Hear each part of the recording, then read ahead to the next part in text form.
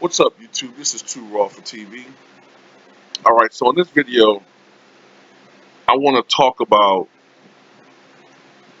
the war on Twitter between Kevin Durant and Kendrick Perkins. Of course, Kevin Durant's a player with the Brooklyn Nets, although he's inactive this season because he's recovering from the Achilles rupture that he suffered in the NBA Finals last year when he was a Warrior against the Raptors. And so, therefore, he's recovering from that and rehabbing. So we won't see him until next year. But he went to war on Twitter against Kendrick Perkins. Of course, Kendrick Perkins is a former NBA player. Now he's an ESPN analyst. And the thing started off apparently with Kendrick Perkins going on Twitter announcing that he was selecting, in his opinion, Russell Westbrook as the greatest Oklahoma City Thunder player in that franchise history. And he would give more reasons as to why he picked Russell. I think on ESPN Today, I guess. Now, look, this is my opinion. Now, Kendrick Perkins is entitled to his opinion. Okay, he's entitled to his own opinion. Me personally, I kind of feel like it'd be one thing if Perkins was a former NBA player who never played with any of those two guys. If he was from a different generation, or he never played with those guys, but he played, I think, 4 years with Kevin Durant and Russell Westbrook. And I just have a hard time seeing how he would rank Russell Westbrook ahead of Kevin Durant. Okay? Me personally. Now, look, is he baiting him with that? I don't know. I don't know what was in Kendrick Perkins' mind or in his heart. But I just find it hard to see how anybody would put Russell Westbrook. And this is coming from a Russell Westbrook fan. You guys have followed my channel over the past 4 or 5 years. Y'all know I love Russell Westbrook. But that's just between me and these delusional fanboys, these fanatics, these extremists. I have to look at things factually and be realistic. I can't lie to myself. Okay? Durant is a better player. He was the better player over the past decade with the Thunder. And also, if you want to be technical about it, when the Sonics folded in 2008, retroactively their history got absorbed by the Thunder, which means that you have to look at other players as well. You have to look at all those players from the 40 years of existence of the Sonics. You got to look at guys like Sean Kemp. You got to look at guys like Gary Payton, who I think should be number 2 behind Kevin Durant, to be honest with you. All right, you got to look at guys like Jack Sigma. You got to look at Spencer Haywood, Lenny Wilkins, who should be either number 2 or number 3 in the conversation. Prime Dennis Johnson. Not the Celtics version of Dennis Johnson, was still a great player, but the Phoenix Suns and Seattle Supersonics version of Dennis Johnson was a 20 points per game scorer, slasher, and defensive player. In fact, in some ways, he was kind of like Russell Westbrook, but with a higher basketball IQ. And, oh, and Gus Williams. Gus Williams. I would put him ahead of Russell Westbrook. You know what I'm saying? If you're talking about Sonics history, now these guys might have all played 11 years, but I think they were better overall players than Westbrook. And I'm saying this as a Westbrook fan because I know the game of basketball and the history of the sport. You know? Shit, even guys like Xavier I wouldn't rank him ahead of Westbrook necessarily, but even guys like Xavier McDaniel and Tom Chambers and Dale Ellis before the car accident in 1991, I think it was, a 90. You got to look at all these other players, man. You know what I'm saying? I know he's technically talking about under the name Thunder, but you got to include the Sonics history. Until they come up with another Seattle Supersonics franchise, their history gets absorbed with the Thunder. Like with the Hornets. Before the Hornets became their own franchise, all right, and they were the Bobcats,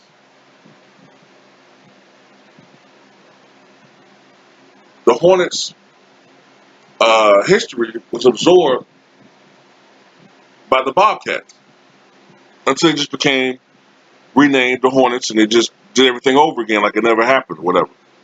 All right, but having said all that, I think Durant was, first of all, entitled to take up for himself, all right, because Kendrick Perkins, when a fan asked him, like, why didn't you pick Durant, he said something about, he mentioned some playoff failures that Durant had.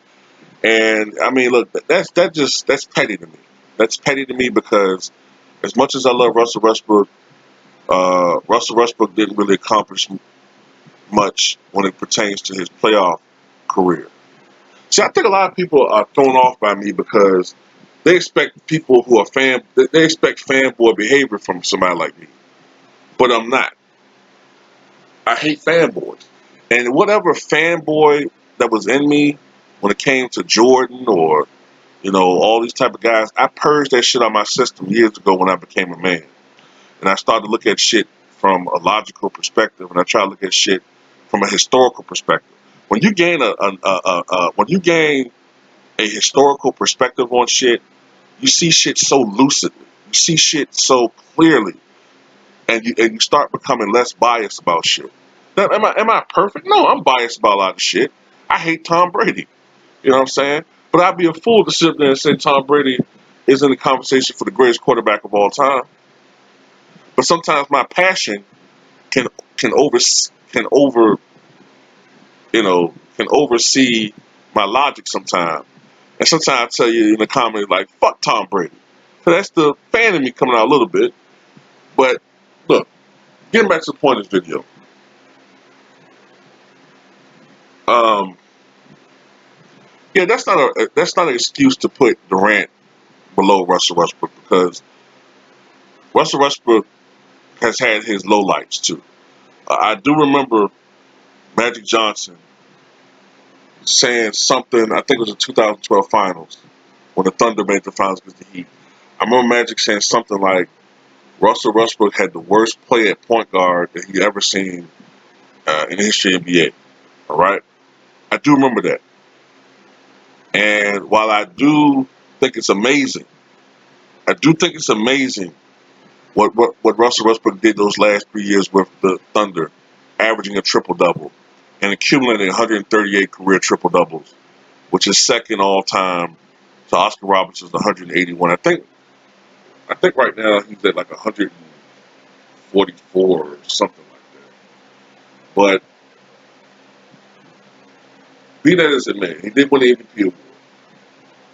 Be that as it may, Kevin Durant also won the MVP award for his with the Thunder. And he won, I believe, 2 scoring titles. So, and the perception was that Kevin Durant was the better player. Okay, the perception was during that tandem, the perception was that Kevin Durant was the better player. And I have to also say, I gotta say this, man. Even though to me Kevin Durant was the better player, you know what I'm saying? He's a better scorer, he's a better shooter, he's more efficient. And although the Durant with the Thunder wasn't known for being the greatest defensive player in the world, when he puts his mind to it, he was a pretty good defensive player. He got better at that. He got better at that as when he was with the Warriors. But I mean, you gotta give it to him, man. You gotta give it to Grant, man. I mean, I'm looking at his accomplishments. He was Rookie of the Year. Uh, 4 times, actually, he led the NBA in scoring, not twice. 4 times he led the NBA in scoring during his tenure with the Thunder. He was a member of the 50-40-90 club in 2012, 2013. I think 5 times he was on the All-NBA first team with the Thunder. Uh, he won an All-Star Game MVP in 2012 with the Thunder. He won it again as a member of the Warriors. Multiple time All-Star with the Thunder. You gotta give it to him, man. You have to give it to Kevin Durant for being the greatest Thunder, aka and Sonic of all time. Now, I wasn't a huge fan of the move that Kevin Durant made when he joined the Thunder. Joined the Warriors, excuse me. I wasn't a big fan of it. I hated it. I fucking hated it. I fucking hated it because I just am of the belief that you don't fucking join a team that you're trying to beat. That just rubbed me the wrong fucking way when he did that shit. But time heals everything. And Durant has explained why he did what he did. Okay? He explained why he did what he did. And at the end of the day, if that move made him more comfortable, then at the end of the day, you know what I'm saying, it is what it is. Ultimately it worked out for him. He won 2 championships. He won 2 final MVPs. He enhanced his legacy. And now he's going to the Nets and try to see what he can do with that franchise. But I will say this too. Um, the media is a motherfucker. The media is a motherfucker. And I'm going to tell you why I say that.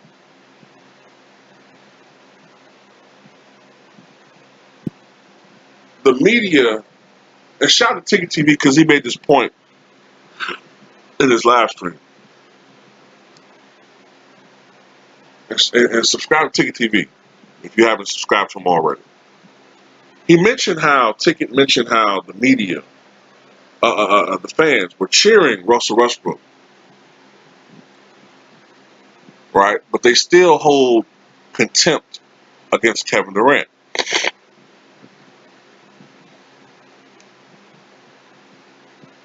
Even though Kevin Durant played out his contract and left as a free agent, while Russell Westbrook demanded a trade. Okay? Which is sort of like quitting on your team. But what causes that? What caused that odd reaction from fans is the media narrative. See, the narrative is that Durant couldn't take the heat of losing and ran and joined the best team in basketball, even though they lost the finals. But he ran and joined this team that already won 73 games to get a cheap ring. That was the media narrative. Even Stephen A. Smith, we all know. I said it. I'm not gonna lie. I'm gonna sit back and say this shit myself. The weakest move in NBA history, right?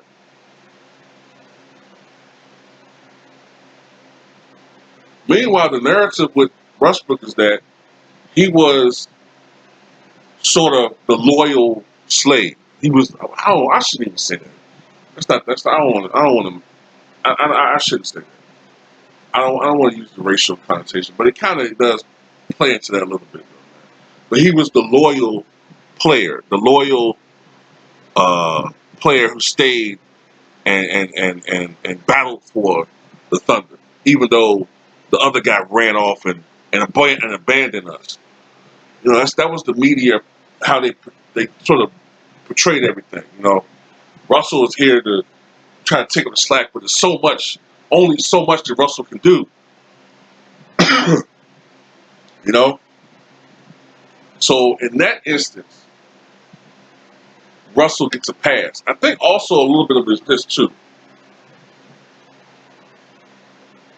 Russell gets criticized so much in the media for what he can't do that maybe some people just subconsciously, on some level, give him a pass for shit. You know, I don't know, but I do wonder if people sometimes just give him a pass, like he can't do it on his own. You know, he tried, but he needs help. While the perception is that Durant is the best, possibly the best player in the NBA. So if he's the best player, why did he have to go to the Warriors? That's these that's the narrative that was been put out there for the last couple of years. You know what I'm saying? Just like how there was a obvious narrative last year to put pressure on Durant to leave the Warriors because the media wanted the path for LeBron to be that easy or that much easier. You know what I'm saying? They wanted the path to be that much easier, hoping that Kawhi stayed with the Raptors. All right, hoping that Durant goes to the weakest team in the NBA at the time, which was the Knicks, and making the path for LeBron to get his fourth title and his third super team. You know, to get that situation going as fast as possible.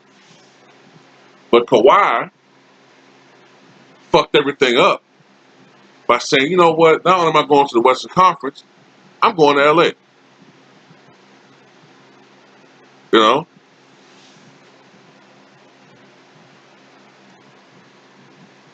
so those are my thoughts, man. That's just my opinion on the situation. Like I said, Kendrick Perkins entitled his opinion. I just don't understand how anybody can, and this is from a Westbrook fan. I don't see how anybody could put Kevin Durant ahead. Excuse me, how anybody could put Russell Westbrook ahead of Kevin Durant. I don't see how you could do it. I get the numbers argument. You know, he's accumulated a lot of statistical. It's like this. It's sort of like somebody who wants to argue with me why they would put Rick Barry ahead of Larry Bird because, you know, he has more points. You know what I'm saying? He has more career points, or why they want to put John Havlicek ahead of Bird because he has more points and more career, maybe rebounds or assists. But if you watch the two guys play, as great as Havlicek was, as great as he was, Larry Bird was something even more special. You know what I'm saying? That's my take on the whole situation. Anyway, tell me what you guys think.